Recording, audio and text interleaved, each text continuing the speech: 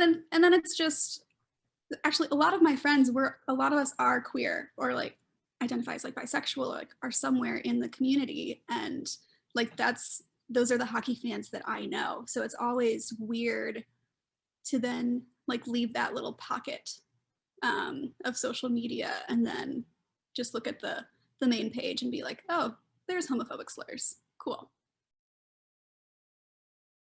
Yeah, my name is Anne Wickland. I use pronouns like she, her, hers. I'm currently in the Twin Cities, St. Paul, Minnesota, but originally from Madison, Wisconsin. I'm a Sharks fan, a Wild fan. Joe Pavelski is from Wisconsin. Got He it. was yeah. And so I started to become a hockey fan when he was still captain of the Sharks. You're from a hockey hotbed and you live in another hockey hotbed. How did you get into hockey? It was actually through like Tumblr and Twitter. Oh, wow. I've talked with friends about this, but we like to joke that there's like a One Direction to hockey pipeline, where around the time that One Direction broke up, a lot of people then just somehow their like Tumblr dashboards were filled with hockey instead, and then became hockey fans. That's so polar opposite. And then also the webcomic Check Please I found and then got really into hockey. So cool. What do you love about it? I just love how fast it is and how a game can change in a matter of seconds. And I've also just made a lot of really great friends through it. And like we have a group chat for our fantasy league, but it's just because I did not grow up playing hockey or really like watching hockey until post college. And so it was really only later in life that I was like wanted to get into sports really. Because like baseball, while I do enjoy, it's much more of a leisurely game, like, and it can get boring, or like watching football. So and the Twins suck this year, so I mean, yeah. And most Wisconsin sports teams suck. How could hockey be better for you and for the queer community as a whole? Ooh, yeah. Well, I guess in general, I know like not to look at the comments when anything is, or if I do, I like have to tell myself ahead of time, do not interact, do not respond to people. It's tough. And it's tough, yeah, especially like when people say like stick to hockey. Well, sports in general has been political from the dawn of time. Olympics are political, period. Yes. National anthems and sporting events is political.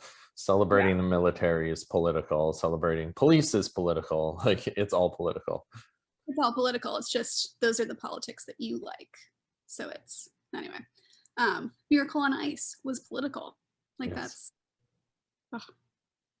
that'll get me going. And then it's just actually a lot of my friends a lot of us are queer or like identify as like bisexual or like are somewhere in the community, and like those are the hockey fans that I know. So it's always weird to then like leave that little pocket of social media and then just look at the main page and be like, oh, there's homophobic slurs. Cool.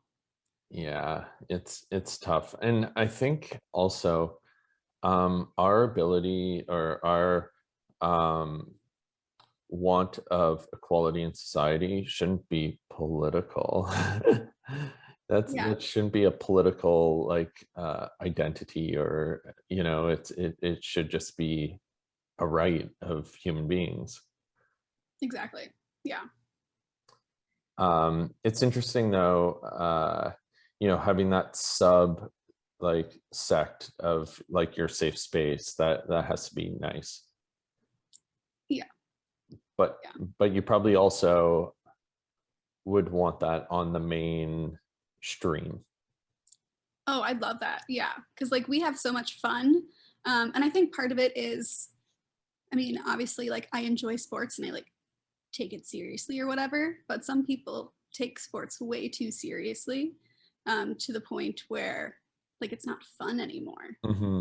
Like I watch hockey because I enjoy it and it's fun, and of the like community that I've built through hockey. It's entertainment at its core, and it's no different than One Direction. Like, really, going full circle here. Yeah. Um, what keeps you in hockey? I think my friends are a big part of it. Because even like this last season, like I don't have cable, so I would just like keep up to date with certain games from them. Hmm. Uh, or we did a fantasy league this season, and partway That's through this, fun. I forgot to change out my people, and it's just like, oh, that was a thing I was supposed to do. Whoops. Um, but like we always will share like articles with each other, or we love the pet Instagrams. I drafted my fantasy team only off of players that had pet Instagrams. Um, that was, or like we tried each, someone had only players that had like flow, or only players that were like on the shorter side. Anyway, so we had fun like with that, of how to draft. That is fun. Yeah. Um, what gives you hope for queer people in the sport? I think what gives me hope is just the fact that, um, and I know it's like not just my bubble that is full of like queer fans, but I know many people who grew up playing hockey in like high school, etc., are queer, and I think just that it's becoming more talked about. Um, I have hope that things will get better, and I know that's a cliche within the community that it gets better. I think those groups, like your group of friends, gives me hope, that people are out there, and that if we can collectively align in some capacity and build a broader community, knowing we all exist gives me hope. Yes. And hearing stories like what you just shared is going to give other people hope, because they're going to see that there are queer people here, and we are here, and we belong, and we're not going to leave. Right. Yeah. Like I'm not gonna let a faceless Twitter bot push me out of a sport that I enjoy. I love that so much.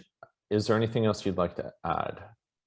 Just that I'm really glad that within the past few years, the past few seasons, that um, this, and not just the LGBTQIA plus community, but the Black and Brown Indigenous populations, those have been getting more say and have been more outspoken in how things need to change, and that's been really hopeful for me.